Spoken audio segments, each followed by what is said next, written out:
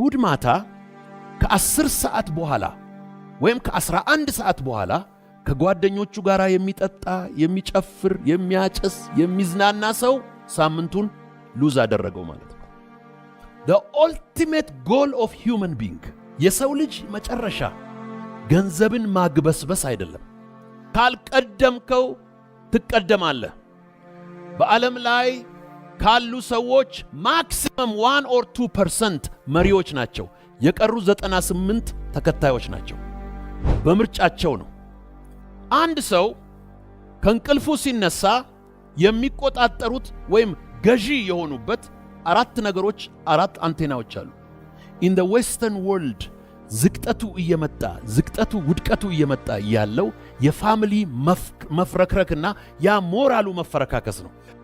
ይሄ ፋሚሊውን የሚንቅ ፋሚሊውን የማያከብር ፋሚሊውን የማያገለግል ፋሚሊውን የማይወድ ማህበረሰብ ሀገር ሊሆን አይችልም። መጣና ሰውየው እሺ ብሩን ሰጠውህ፣ ምን አደረክበት? ጤናውን ሰጠውህ፣ ምን አደረክበት?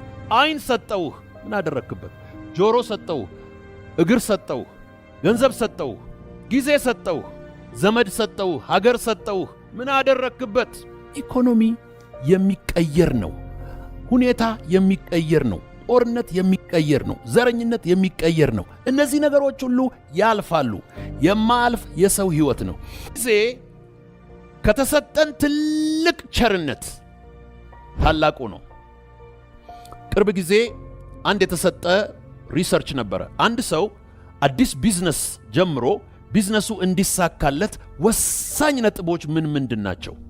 አንደኛ አይዲያ፣ ሁለተኛ ካፒታል፣ ሶስተኛ የተመቻቸ ኢንቫይሮንመንት፣ አራተኛ ትክክለኛ ፕሮዳክት ወይም ሰርቪስ፣ አምስተኛ ፕሮፐር ማኔጅመንት ቲም፣ ከዛም በኋላ ስድስተኛ በትክክለኛው ጊዜ ቢዝነሱን መጀመር ይልና ሰባተኛ ፕሮፐር ማርኬት ውስጥ ኦፐሬት ማድረግ ነው። ከነዚህ the most important element ሰው ሰክሰስፉል እንዲሆን የሚያደርገው ምንድነው ተብሎ ሲጠና ከሰባቱ በትክክለኛ ጊዜ ትክክለኛን ስራ መስራት መቻል ነው። አይዲያ ኖሮ፣ ስትራቴጂ ኖሮ፣ ሊደርሺፕ ቲም ኖሮ፣ ካፒታል ኖሮ፣ ኢንፍራስትራክቸር ኖሮ ያለ ጊዜው ከተንቀሳቀሰ ይህ ሰው ፌል ያደርጋል ማለት ነው። ፕሮፐር ታይም ማኔጅመንት፣ ጊዜን መጠቀም። ጊዜ ላይ የኔን ልምድ ትንሽ ሼር ላድርጋችሁ። ማታ ማታ ቀኔን መገምገም ወዳለሁ። the last 30 minutes has to be very quiet። ከመተኛታችን በፊት በሶሻል ሚዲያ፣ በሬዲዮ፣ በቴሌቪዥን፣ በወሬ፣ በስልክ መተኛት የለብንም። ያ ተዘግቶ የመጨረሻዋ 30 ደቂቃ ኳሊቲ ኢቫሉዌሽን ጊዜያችንን የምናይበት ቀን ነው። ከዛም በኋላ የነገውን ቱዱ ዛሬ መስራት አለብን። ነገ ምሰራውን 10 ነገሮች ዛሬ ማታ ከቶፕ እስከ ቦተም መጻፍ አለብን። ሰዎች ነገ ጠዋት ከእንቅልፋቸው ሲነሱ ቱዱ ሊስት ይዘው ካልተነሱ ከጎረቤታቸው ኋላ ነው ገና ምን ልስራ ጠዋት ይጠይቃሉ። ቀኑ ሄደ ማለት ነው። ጊዜው አመለጠ። ማታ ነገ የሚሰሩትን ጽፈው የሚያድሩ ሰዎች በጣም ሰክሰስፉል የሚሆኑ ሰዎች ናቸው። በጣም ሰክሰስፉል የሚሆኑ ሰዎች ነገ የሚሰሩትን ዛሬ ማታ ጽፈው የሚያድሩ ነው። ሌላ the most sacred moment in my week በሳምንቴ ውስጥ በጣም የተቀደሰው ሰዓት ጠዋት አምልኮ ምናምን እሁድ እንዳለ ሆኖ እሁድ ማታ ነው። እሁድ ማታ ከ10 ሰዓት በኋላ ወይም ከ11 ሰዓት በኋላ ከጓደኞቹ ጋር የሚጠጣ የሚጨፍር የሚያጨስ የሚዝናና ሰው ሳምንቱን ሉዝ አደረገው ማለት ነው። Sunday afternoon is the most important time of any strategic leader። ሳምንትን የምትገዛበት ሳምንት ነው። አመቺ ቦታ 3 ነገሮች ያስፈልገዋል። ኳይት እና አመቺ ቦታ፣ ንጹህ ባዶ ወረቀት እና እርሳስ። ይሄ አዲስ ወደኔ እየመጣ ያለውን ሳምንት እንዴት ነው ማሳልፈው? ሰኞን፣ ማክሰኞን፣ ሮብን፣ ሐሙስን፣ አርብን እንዴት ነው የምጠቀምበት? ከዛም በኋላ አርብ ማታ እሁድ ማታ ቁጭ ብዬ አርብ ማታ ሳምንቱን ስዘጋው ምን አቺቭ አድርጌ ነው ምዘጋው? So you have to take over the week. ካልቀደምከው ትቀደማለህ። በዓለም ላይ ካሉ ሰዎች ማክሲመም 1 or 2% መሪዎች ናቸው። የቀሩ 98 ተከታዮች ናቸው። በምርጫቸው ነው። እሁዳቸውን በመዝናናት ሰኞ የሚመራቸው ሰው ስላለ ሰኞ ለመከተል ይዘጋጃሉ፣ ሰኞ ለመምራት የሚዘጋጁ ደግሞ አሉ። So time management is the most important thing.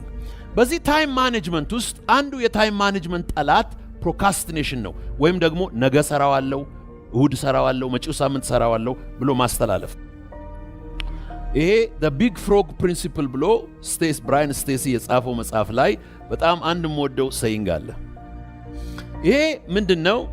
ሰዎች ተሰደው ቢሄዱና የዛ ሀገር ሰዎች ምግባቸው እንቁራሪት ቢሆን እሱ ደግሞ እንቁራሪት ቢጠላ፣ እንቁራሪት ካልበላ ደግሞ አደጋ የሚመጣበት ከሆነ እንቁራሪት ያቀርቡለታል። ትልቅ ወፍራም እንቁራሪት፣ መካከለኛ እንቁራሪት፣ ትንሽ እንቁራሪት፣ ሚጢጢ እንቁራሪት። መብላት ካልቀረ ከትልቁ ጀምር ይላል። መስራት ካልቀረ ከሚያስፈራራ ትልቅ ቻሌንጅና ትልቅ ፕሮብለም ጀምር። እሱን ካፈረስከው በኋላ ኑሮ ሁሉ ቁልቁለት ነው የሚሆን። ማሸነፍ ካልቀረ መጀመሪያ ትናንሽ የመንደር ጠላቶችን አትጣላ፣ ታላላቅ ጠላቶችን አሸንፍ። ከዛ ስትጀምር ታሸንፈዋለህ። you have to operate። ጊዜ የለኝም፣ ጊዜ ያለቀ ነው። ስለዚህ የምትሰጠኝ እያንዳንዷ ቀን በጣም ኢምፖርታንት ነች። የሰው ዕድሜ 70 ቢበዛ 80። 70 ማለት 25500 ቀናት ናቸው። 80 ማለት 29000 ቀናት ብቻ ናቸው። only 29000 days። ደግሞ በየቀኑ ልክ እንደ ኤቲኤም ዊዝድሮ ታደርጋለህ። አይወልድም፣ ወለድ የለውም፣ አይጨምርም፣ ዲክሪዝ ነው የሚያደርገው። so we have to work with a sense of urgency። አፍሪካ ውስጥ የታይም አስተሳሰብ ሊኒየር ነው። ግድ የለም ተመልሶ ይመጣል፣ መጪው ዓመት ይደርሳል፣ መጪው ዓመት ይመጣል። ወይም ደግሞ ፌታሊስት ነው። እግዚአብሔር ካለ ይሆናል፣ አላህ ካለ ይሆናል እያለ ፌታሊስት ሆኖ ሪስፖንሲቢሊቲውን ወደዛ እያስተላለፈ ሰርኩለር ታይም ቴብል ውስጥ ይገባል። ሊኒየር ታይም ቴብል ውስጥ የገቡ የዌስተርን ሲቪላይዜሽን ሲሪየስ የሆነ ዲቨሎፕመንት የሚያየው በዛ ነው። ታይም should never be wasted። ዛሬ ብዙ ሰዎች ኢትዮጵያንና ኢትዮጵያውያን ድሆች ናቸው፣ ዜሮዎች ናቸው፣ ምንድናቸው ይላሉ። አትጠራጠሩ። our future is the top of the mountain። በጣም እጅግ ትጉ የሆኑ ብራይት የሆኑ ሃርድ ወርኪንግ የሆኑ የተዘጋጁ የተራቡ የተነቃቁ ወጣቶች ኢትዮጵያ ውስጥ ዛሬ እያየው ስለሆነ የኢትዮጵያ ፊውቸር በጣም ብራይት ነው። ዓለም እያተረፈ ነው የሚሄደው። ባይ ዘ ዌይ ዛሬ በዓለም ጂዲፒ ውስጥ ሰርኩሌት ስለሚያደርገው 1.6 ትሪሊዮን ዶላር አትደነቁ። ባይ 2050 የዓለም ጂዲፒ ደብል ነው የሚያደርገው። ሌላ አዲስ 100 ትሪሊዮን ዶላር ሊፈጠር ነው። ቴክኖሎጂ ድሪቨን የሆነ ጊዜያቸውን የሚጠቀሙ ራይት ቪዥን ያላቸው፣ ህልም ያላቸው፣ መነሳሳት ያላቸው፣ አቅም ያላቸው እነሱ ተወደደም ተጠላም ከሚፈጠረው ዌልዝ ውስጥ ተካፋይ ይሆናሉ። አንድ ሰው ከእንቅልፉ ሲነሳ የሚቆጣጠሩት ወይም ገዢ የሆኑበት 4 ነገሮች፣ 4 አንቴናዎች አሉ። አንደኛው አምላኩ ነው። ለአምላኩ ለተሰጠው ህይወት፣ ለተሰጠው እስትንፋስ፣ ለተሰጠው ጊዜ፣ ለተሰጠው ጤንነት ለአምላኩ ተጠያቂ ነው። ሁለተኛው ለህሊናው ነው። without ሰው ሳያይሽ when you're making decision every day decision እየወሰድክ ነው። ልተኛ ልቆይ፣ ላንብብ አላንብብ፣ ልነሳ አልነሳ፣ ልስራ አልስራ፣ ላውራ አላውራ፣ ይሄ ሁሉ you're making decision። የሰው ሂውመን ዲሲሽን ሜኪንግ ካፓሲቲ ራይት ኤንድ ሮንግን ዲሲሽን የማድረግ አቅም አለው። ነምበር 3 ቱ ዩር ኦን ፋሚሊ። ይሄ ፋሚሊውን የሚንቅ፣ ፋሚሊውን የማያከብር፣ ፋሚሊውን የማያገለግል፣ ፋሚሊውን የማይወድ ማህበረሰብ ሀገር ሊሆን አይችልም። አሁን ብዙ ስትሬንግስ እያሳዩ ያሉት ፎር ኤግዛምፕል ኢንዲያ ኤንድ ቻይና ኢኮኖሚክ ፋክተሩ ብቻ አይደለም፣ ሞራል ፋክተሩ ነው። In the Western world ዝቅጠቱ ውድቀቱ እየመጣ ያለው የፋሚሊ መፍረክረክና ያ ሞራሉ መፈረካከስ ነው። የመጨረሻው አካውንታቢሊቲ ለጎረቤት ነው፣ ለሀገር ነው፣ ለህግ ነው፣ ለዜግነት ነው፣ ለማንነት ነው። እነዚህን አካውንታቢሊቲዎች the ultimate goal of human being የሰው ልጅ መጨረሻ ገንዘብን ማግበስበስ አይደለም። ገንዘቡ፣ ሀብቱ፣ ዕውቀቱ ምን ይፈጥራል? መድረክ ይፈጥራል፣ ፖዚሽን ይፈጥራል። ከዛም በኋላ ሰው ማዳመጥ ይጀምራል። አንዳንድ ጊዜ ምሁራን እያሉ ሰው በጣም ሀብታም መሃይም ያዳምጣል። ሀብት ፖዚሽን ይሰጣል። እንደነ ቢል ጌትስ ያሉ ሰዎችን እንደ ምናምን ያሉትን ቢሊዮነሮችን ሰዎች ዓለም ሁሉ ያዳምጣል። ሲናገሩ የአፍሪካን መሪዎች ያዳምጣሉ፣ የአሜሪካን መሪዎች ያዳምጣሉ። ፖዚሽን። ሰው በቻሌንጂንግ ሁኔታ ውስጥ የሚኖር ፍጡር ነው። ሰው ጠላቶቹ እጅግ በጣም ብዙዎች ናቸው። እንቅፋቶቹ በጣም ብዙዎች ናቸው። ወጥመዶቹ በጣም ብዙዎች ናቸው። ትልቁ የሰው ልጅ ጠላት ግን ተስፋ መቁረጥ ነው። ተስፋ በፍጹም የሰው ልጅ ህልም ካለው፣ ራዕይ ካለው፣ ፓሽን ካለው፣ በውስጡ የሰነቀው ነገር ካለ ተራራም ቢሆን በረሃም ቢሆን ባህርም ቢሆን ከፍዬ እሄዳለሁ ብሎ የማቋረጥ ትጥቅና እልህ ሊይዝ ያስፈልገዋል።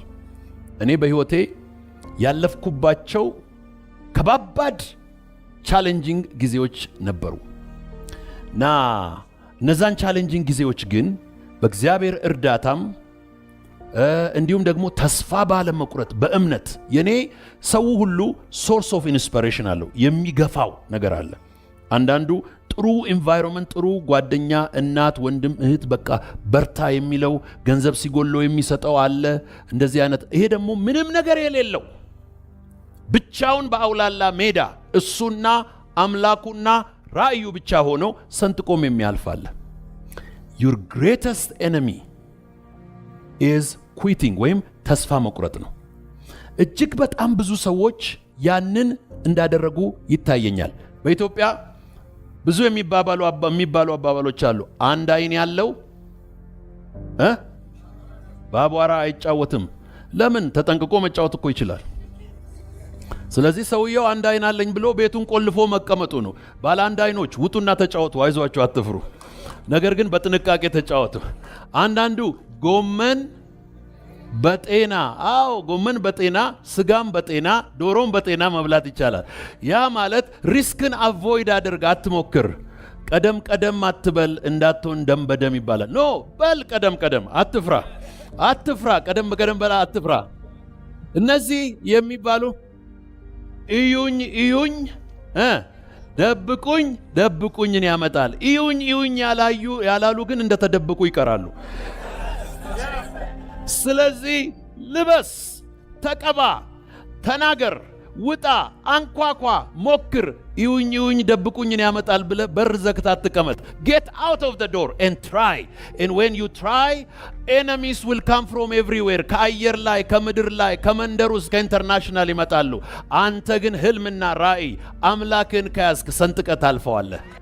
በመላው ዓለም ኢኮኖሚ እንደ ዌቭ ነው የሚሄደው። ከፍ ይላል፣ ዝቅ ይላል፣ ከፍ ይላል፣ ዝቅ ይላል።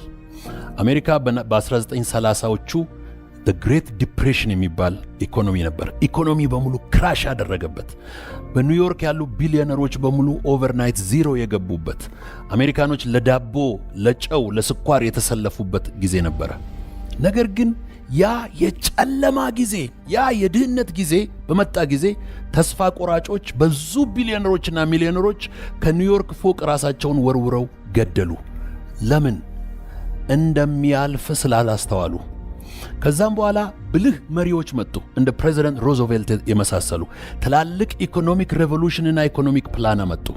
ኢኮኖሚ የሚቀየር ነው። ሁኔታ የሚቀየር ነው። ጦርነት የሚቀየር ነው። ዘረኝነት የሚቀየር ነው። እነዚህ ነገሮች ሁሉ ያልፋሉ። የማያልፍ የሰው ህይወት ነው። አንድ ነገር ሁልጊዜ ይታየኛል። በኢትዮጵያን አየር መንገድ በአውሮፕላን ሁልጊዜ ስንሄድ የሚንገጫገጭ አውሮፕላን አልወድም። ልክ አውሮፕላኑ መንገጫገጭ ሲጀምር ፓይለቶቹ ሲት ቤልት አብሩ ይላሉ። ሆስተሶቹ ይመጡና እንደዚህ ይላሉ፣ በሚያንገጫግጭ አየር ውስጥ እያለፍን ስለሆነ ቀበቷቸውን እሰሩ ይላሉ። ከዛ ውስጥ የምወደው አንድ ቃል ነው፣ እያለፍን ስለሆነ